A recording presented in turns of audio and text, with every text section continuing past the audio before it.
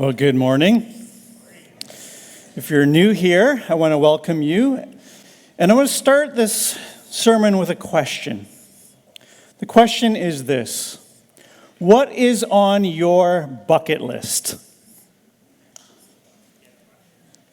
A bucket list is simply this. It's those accomplishments, it's those things that you want to enjoy in this life before your time is up. So what is on your bucket list? You know, for me, it was the Grand Canyon. It was Disneyland. It was Hawaii. How about you? Maybe you are a bit more adventurous and you want to go bungee jumping or skydiving. Who has that on their list? One senior put up their hand. Excellent.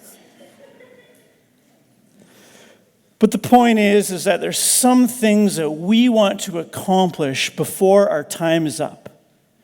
We may want to start a business. We may want to find financial freedom. We may want to do all these things that we put out that we believe we will find fulfillment and enjoyment in. But we live in this mirage in which we can trick ourselves into believing that if we do something or if we believe something, we will find satisfaction. Well, the 60s rock group, the Rolling Stones, summed it up this way in the song, "I can't get no satisfaction. But I try, and I try, and I try." And the irony is, they had it all. They had the women, they had the wealth, they had the experiences, and yet they say, "I try, and I try, and I try." How about the band U2? I still haven't found what I'm looking for. Right? It hits at the heartbeat of the nation that we are trying to find something. We are looking for satisfaction. And Freddie Mercury said it well. He's like, does anybody know what we're living for? And Princess Diana says, being a princess is not all it's cracked up to be. Well, just like the rich and famous, we are all struggling to find satisfaction. It's like chasing this mirage. Once we get there, we realize it doesn't exist. It appears real, but it is not so. We keep grasping and consuming. We're trying to fill this need, and we all feel it. There's this tension within inside of us that we keep searching and searching and searching. It's like we've lost our car keys and we can't stop until we find them. And we try to find satisfaction by pouring our energy into things like just making more money, working harder, seeking pleasure, sex, or careers, or gaining more possessions. And while these things may bring us some satisfaction in the moment, they don't provide this deep, lasting satisfaction that we are all longing for. And in the end, we find ourselves chasing this mirage. So what is going to bring us satisfaction? Well, we're in the middle of a series in Ecclesiastes, and it's been fun, right? Well, today we're in part 8, and I'm titling it, How Can We Find Satisfaction? I want to really mull over, what does it mean to find that thing that we're longing for? How can we put our energy and our efforts into something that we can walk away and go, yes, I've found it? Well, today, mirage number 1 is this. Money talks, but it doesn't satisfy. Money talks, but it doesn't satisfy. Now, I don't know about you, but when I was young, as a music fan, I would watch a lot of music videos and movies. And all the time you would see that money was talking. You would see all of the rock stars in their music videos would be flicking the money. They'd be enjoying it. It portrayed this image in which if you had more, you'd be living the good life, right? It gives us this impression that they're satisfied, that they have so much that they can just burn it, wave it around, buy what they want whenever they want. You know, money, money, money, right? Donald Trump? Sorry. But the preacher in Ecclesiastes reminds us to guard our hearts because money talks, but it doesn't deliver. Money creates this unquenchable appetite. And right in the beginning of verse 10 and verse 12, the preacher once again is talking about the abuse of power. We see this problem of people wanting more and more. It's in leadership. It's in governments, he's saying. And in all areas of life, people can't get enough. It affects social and economic classes. But this unquenchable appetite leads people to wanting more. All right, as a side note, before we jump in, let me describe how the text is structured. It's called a chiasm, and there's going to be a slide. Here's a picture of a triangle that shows parallel ideas that Solomon is working with. Idea A is the same as idea A later on. And then B is the same as B later on. They're parallel texts. They're bookends of an idea. And we're all working to the center of the main idea. To put it in other language, think of a jelly donut. On the outside, it's covered in sugar. On the bottom side, it's covered in sugar. And you're working your way down. You have dough, and at the center is that gooey, yummy filling. In this sermon, we're going to be working towards that gooey, yummy feeling that we can all enjoy together. So let's jump in. Look with me at verse 5, verse 10. It says this: "He who loves money will not be satisfied with money, nor he who loves wealth with his income. This is also vanity." Vapor. Remember? Hevel. But here's the parallel text. Jump to chapter 6, 7 to verse 9. He says this: "All the toil of man is for his mouth, yet his appetite is not satisfied." Jumping down to verse 9, he talks about this wandering appetite. This too is vanity. Do you see the parallel themes in both of the texts? That no matter how much you have, you will not be satisfied. And the preacher is warning us, this pursuit of money, this searching, it leaves you tricked. It leaves you trying to pull in, but it takes over your heart. And it leaves you unfulfilled in the end. It's that unquenchable drink. As you keep drinking it, you're so thirsty and you want more, and you keep consuming and consuming. In the end, it's still not enough. Let's add some levity. Steve Martin says this: "I love money.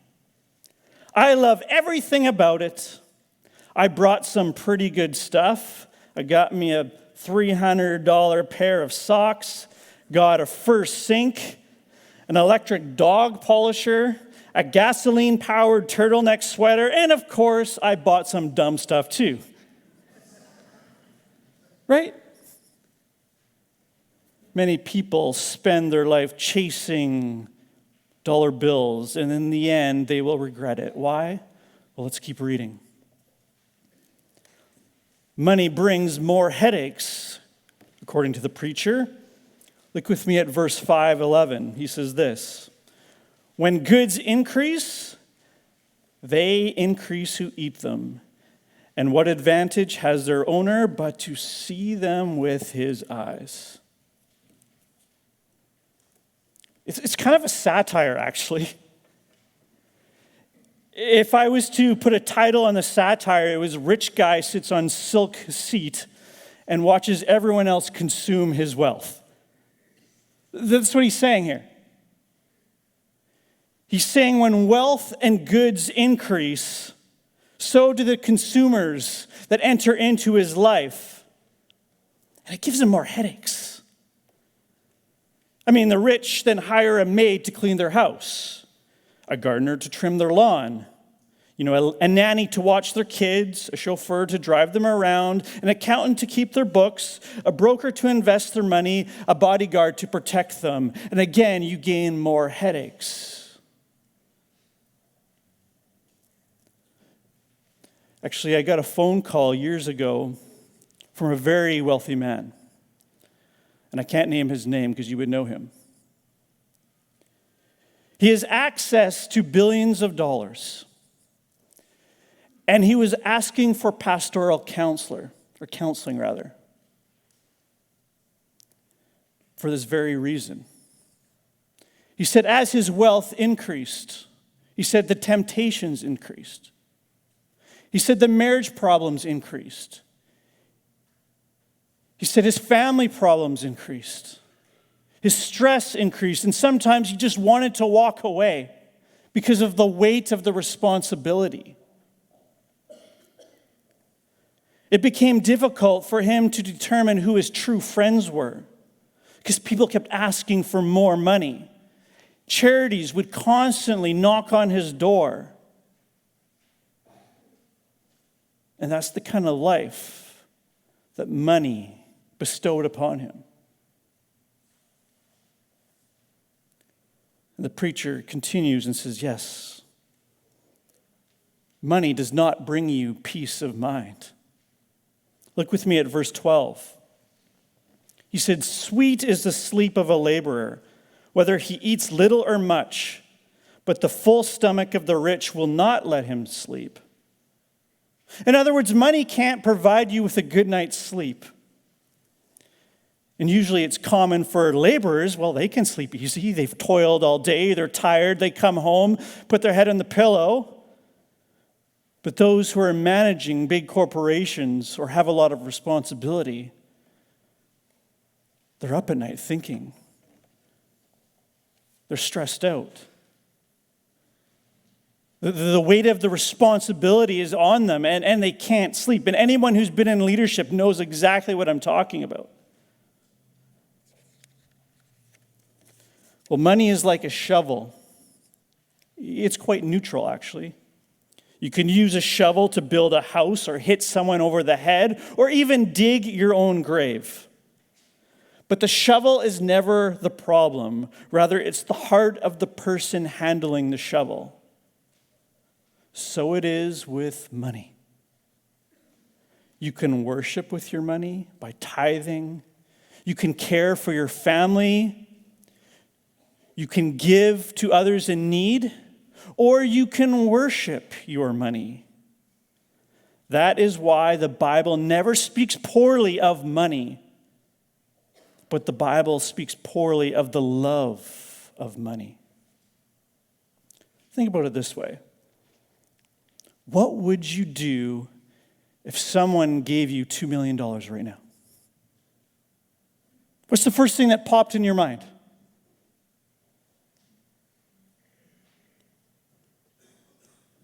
Would you spend it on yourself? Would you invest it in the kingdom? Oh, yeah, of course. I'm a Christian, yes. Would you stash it away? Would you check off all the things on your bucket list? What would you do? I know myself, many times I've gone shopping and I want that thing and I believe that thing is going to make me feel better in the moment.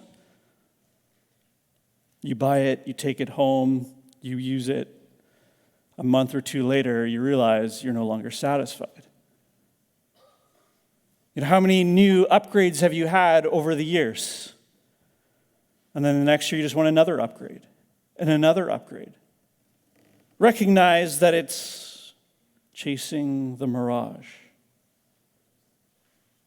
Derek Kindler says this: if anything is worse than the addiction money brings, it is the emptiness it leaves. Isn't that good? So if the love of money is the root of evil, then we need to get the root of the problem. We need to stop the rot. We need to kill the evil. And in people who invest their hearts and their affections in money will never be satisfied. It's because money talks, but doesn't deliver. It's this mirage that comes up empty. It's this chasing after the wind.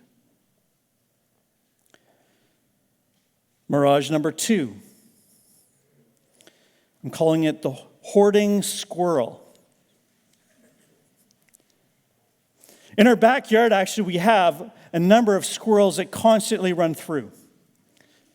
And I watch them bury their food right in my lawn. I also watch my cat try to chase the squirrel and have it for lunch. But a fun fact about the eastern gray squirrel is they are hoarders.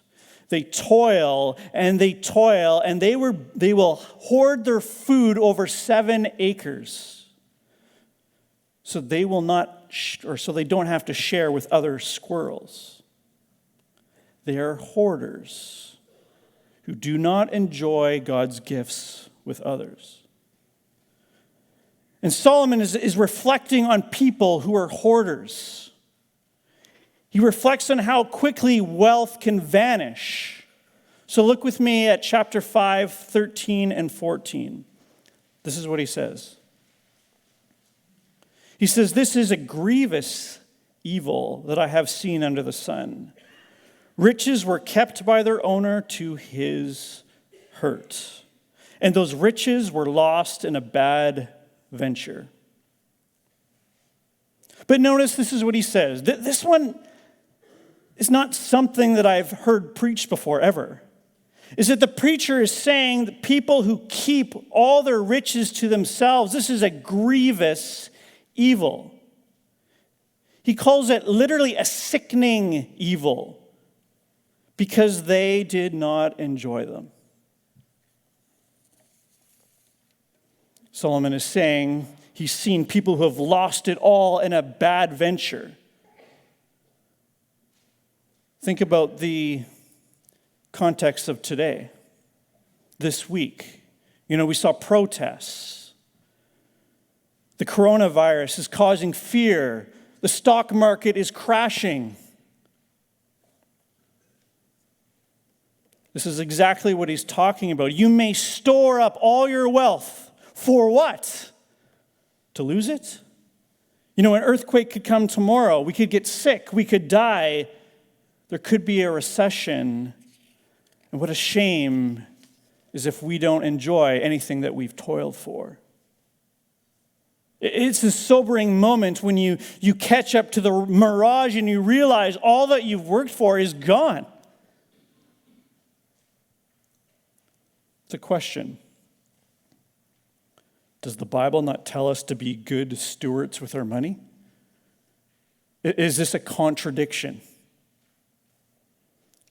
What about Luke 16:10 when he says, "One who is faithful with very little is also faithful with much"?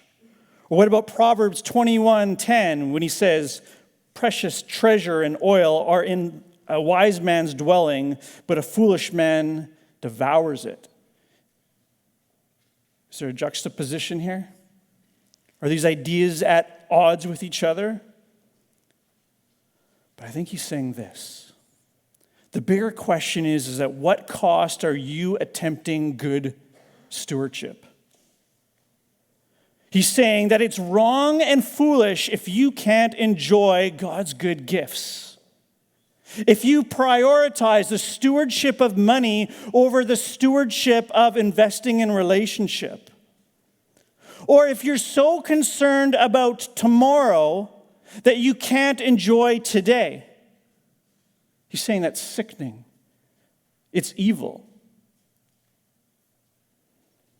And then he has another sober illustration for us. Look at verse 15.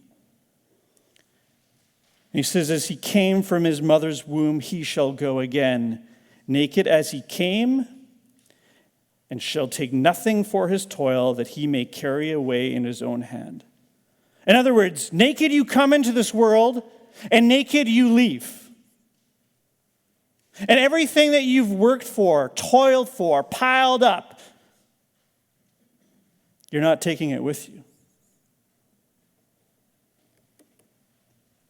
You've maybe stored up a good trust fund, a car collection, a jewelry collection, fine linens, a Lego collection. Naked you come, naked you go. Think of Job. Job was extremely wealthy, but he lost it all in one day. Now, the next illustration that he gives is a very difficult one. And I'm actually sorry that this may stir up some pain for some families. And part of me just wanted to avoid it. But look with me at chapter 6, starting in verse 3.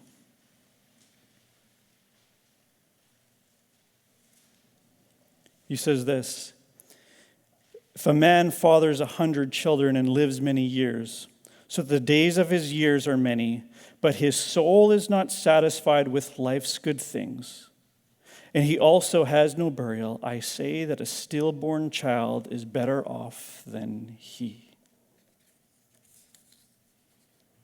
Wow. A stillborn child is better off than a rich person.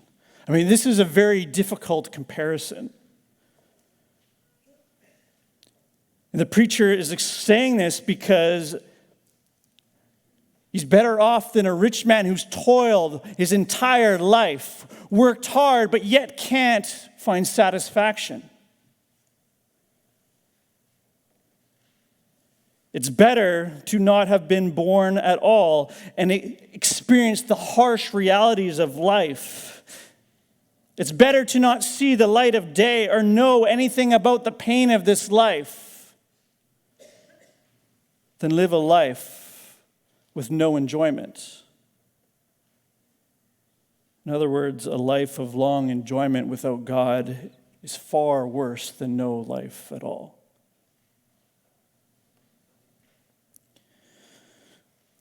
I remember this conversation I had with my wife, and it was like, hon, can we take the kids to Disneyland?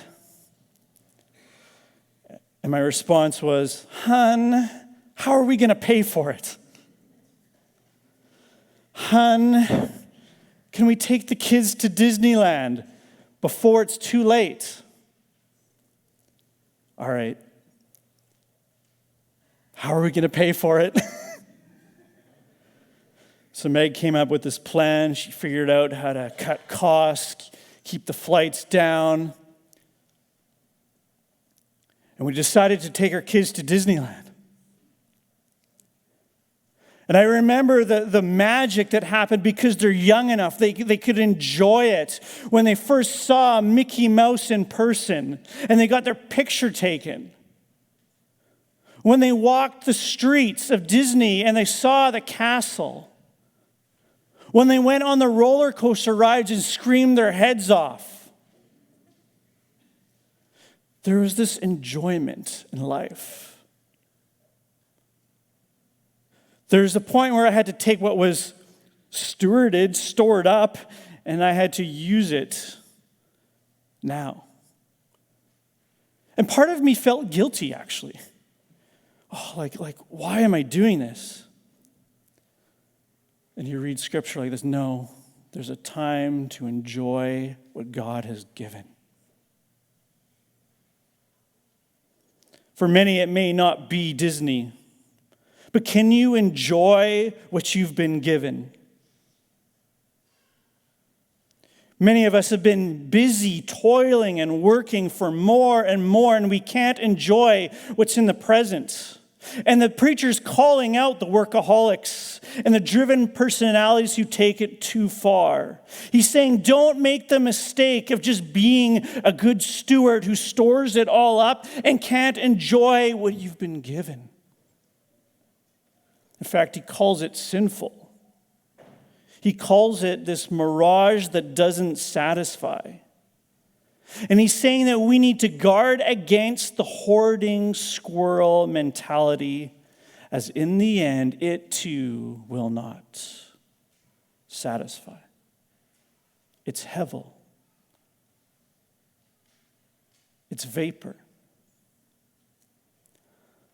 So lastly, mirage number 3. Enjoy all the things. We are now getting to that jelly in the donut. Look with me at verse 5:18, which says this. Behold, what I have seen to be good and fitting is to eat and drink and find enjoyment in all the toil with which one toils under the sun and the few days of his life that God has given him. For this is his lot. Everyone also to whom God has given wealth and possessions and power to enjoy them and to accept his lot and rejoice in his toil. This is the gift of God. The first Hebrew word, good, means beautiful. That God has given us each something beautiful and filling. In other words, God has made everything beautiful and fitting for a time for all of us, so that we can enjoy all the things within his boundaries. And God's boundaries are there because it's deemed best for us. But I want you to notice in verse 19, it says this, God has given. And again, it says God has given. And at the end, it says God has given a gift to us. I want you to notice that all these good things come from God. And the preacher is stressing that this is wealth, possessions, and that God, too, gives us the ability to enjoy wealth and possessions and food and all those good things under the sun. And it is exactly like taking a bite out of the donut. But God has created all these things for us to enjoy. And so the preacher is saying, savor that wonderful meal. Sip on that cup of coffee. Desire your spouse. Play with your kids. Prize that piece of art. Be moved by that music that you love. Watch the game. Laugh with a friend. That too is God's gift. This is biblical, people. Can we do that? But again, enjoy all these good things within the boundaries that God has given you. This does not mean that we can just watch whatever we want or listen to whatever we want. It doesn't mean that we can go just sleep around. It doesn't mean that we can go take a binge and get drunk. That God has put up these boundaries, just like a fire in a fire pit, that if we take it out of control, it burns us. It leaves us devastated. It harms us. But God leaves these expressions of his love for us to enjoy. It's like receiving that Valentine's card from your lover saying, I love you. I want you to enjoy these moments with me. That there's intimacy when we know God.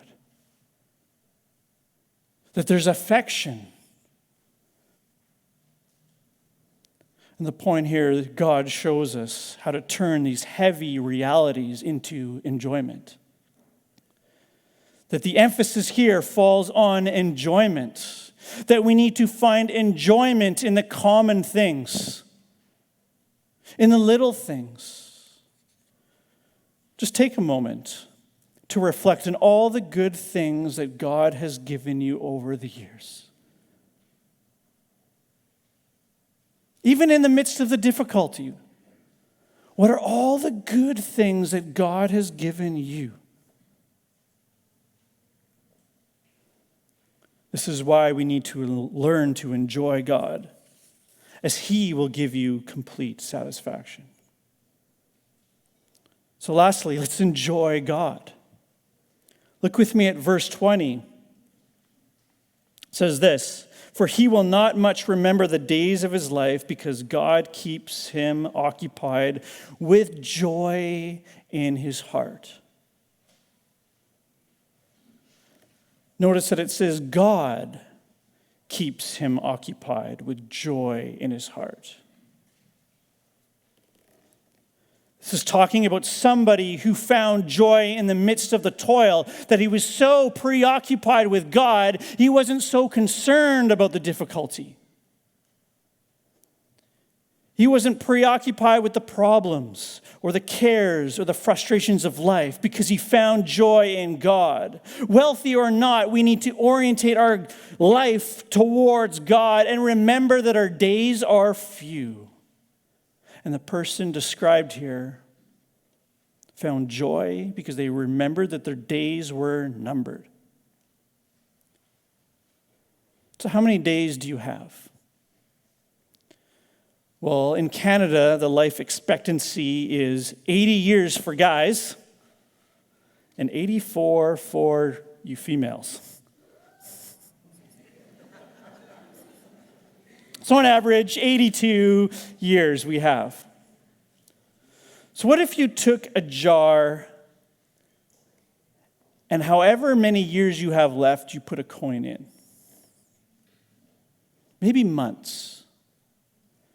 And every time a year or a month passes, you can take that coin out and you say, hey, God, what is it this year that I can be thankful for?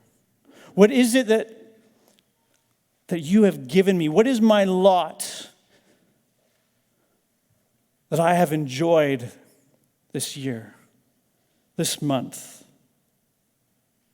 And every time you pull out that coin, ask yourself, how are you going to enjoy God's gifts the next month, the next year?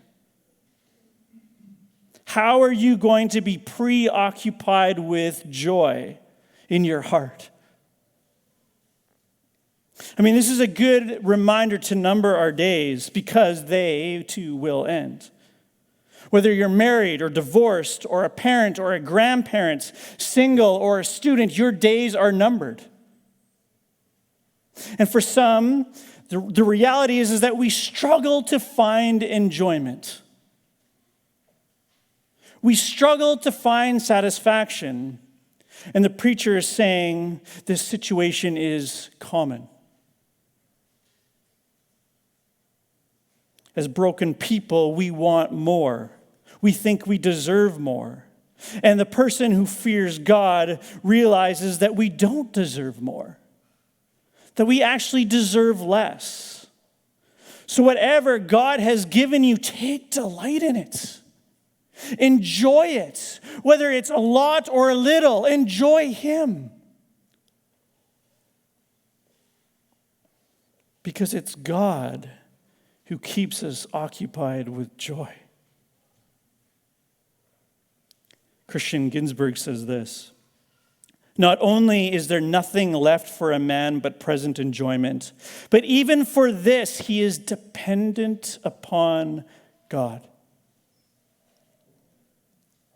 In other words, we won't find lasting satisfaction in God's gifts without finding satisfaction in God Himself.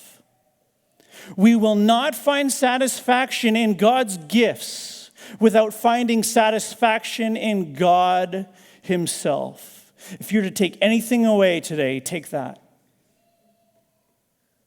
The truth is, we are all looking for something. No matter how hard we try, we can't stop pursuing. It's like we're, again, looking for those car keys. When we turn over the cushions, we check the pockets, and we look in the corners. And sometimes the car keys are right in our hand.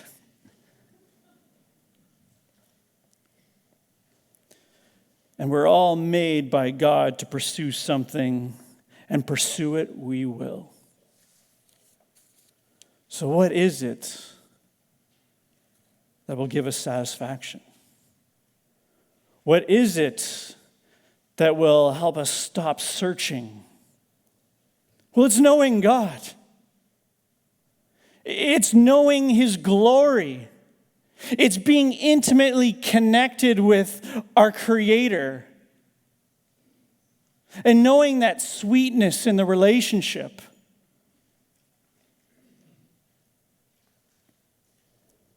And this is why God gifted us Jesus, is so that we could experience satisfaction in him. So that when we seek, we find and know him deeply. We stop searching because he makes this joy available to us. He gives us the best gift of himself. We just need to come to him in this unsatisfied state and say, God, I can't do this on my own. I'm going to give it all to you. Forgive me for searching in all the wrong areas. Forgive me for continuously being dissatisfied. Forgive me for trying to carry this all myself. And he turns our hearts away from sin so that we can find this deep, meaningful fulfillment right in him. In our small group this week, someone said, well, great, Pastor. I found Christ. I have had moments of satisfaction. But the next day I'm struggling again.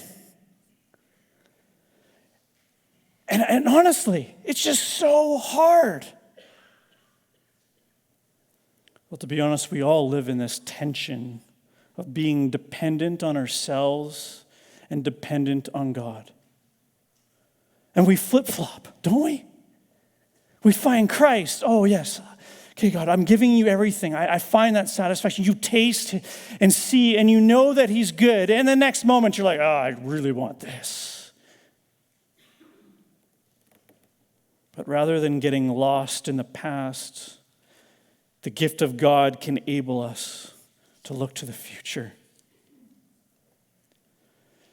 So I think my suggestion is this. What if our bucket list changed to include the daily acts of dependence and enjoyment with Christ? So that we can create space for us to abide in Christ. So that we can swim in the living waters of that life that brings us satisfaction. We need a bucket list that cares for our soul. Do you hear what I'm saying? Because Jesus says he is the bread of life. He's saying that he will bring us that daily nourishment that keeps us going. He is the answer to our satisfaction problem. And so when we care for our soul, he meets us. He communes with us. We experience that deepness, that relationship that we've been longing for. And the preacher is telling us to stop chasing the mirage. That money talks, but it doesn't deliver. That we need to stop being a hoarding squirrel and enjoy God's gifts. That when we enjoy all the good things, make sure that we enjoy God himself. So my question is, do you know God? Do you deeply know God? What's on your bucket list?